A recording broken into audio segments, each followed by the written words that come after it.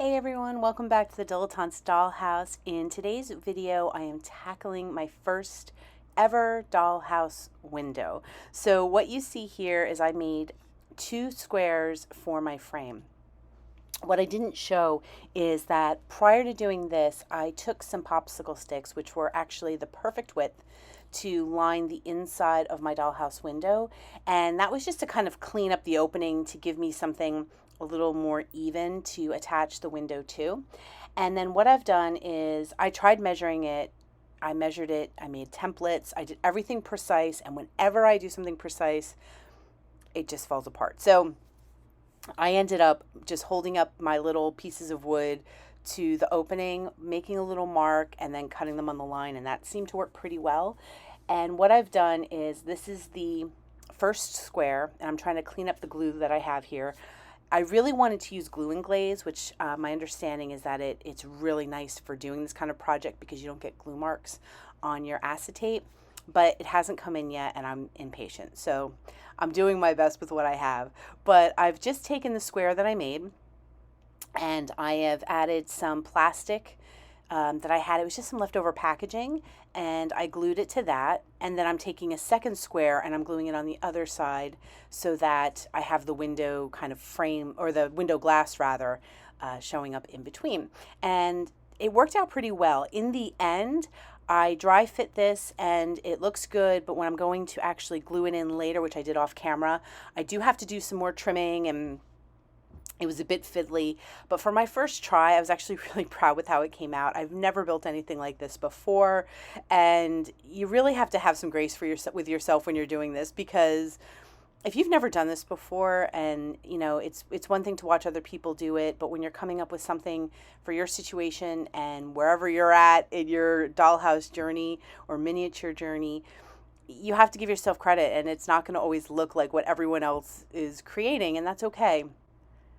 So I'm just using my X-Acto blade, which was giving me a little issue at this point, so I end up using scissors, but I use that to just trim away the excess of the acetate. And this acetate, I think, came with a happy planner, so it was just the outside protective cover. So any kind of clear packaging that you may have from something you can use for this.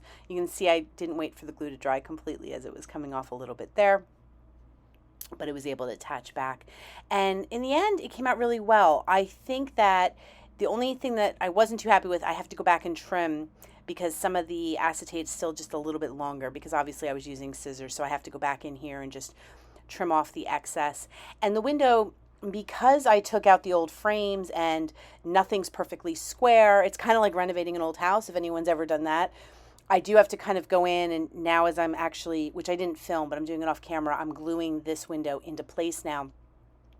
You kind of end up with having to trim a little on this side and then sand a little on that side and get everything just to kind of fit in place. But that's kind of part of the whole thing. So after I finish this window, I'm going to make the other one for the living room, and then I think I'm going to do the trim, and that's just because I've never done it before and I want to make sure that I'm able to finish it off to the way I like before I go and kind of do any more on the interior.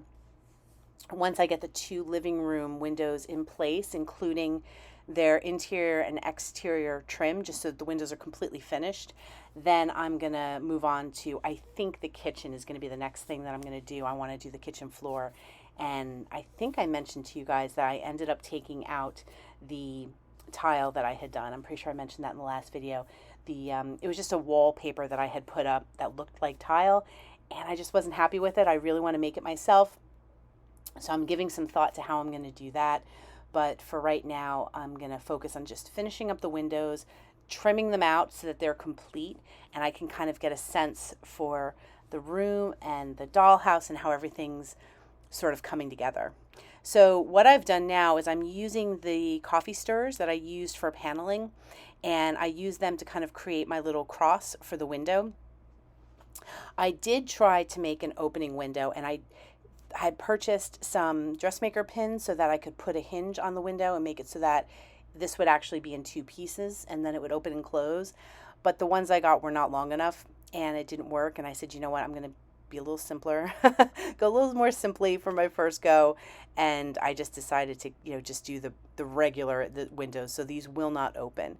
But, that's the beauty of this hobby, is that down the road, if I decide I wanted to make a dollhouse with opening windows, I can, or I can always come in and change these out and make them opening if I wanted to. Okay, so here is the window in place. I'm just dry fitting it at this point.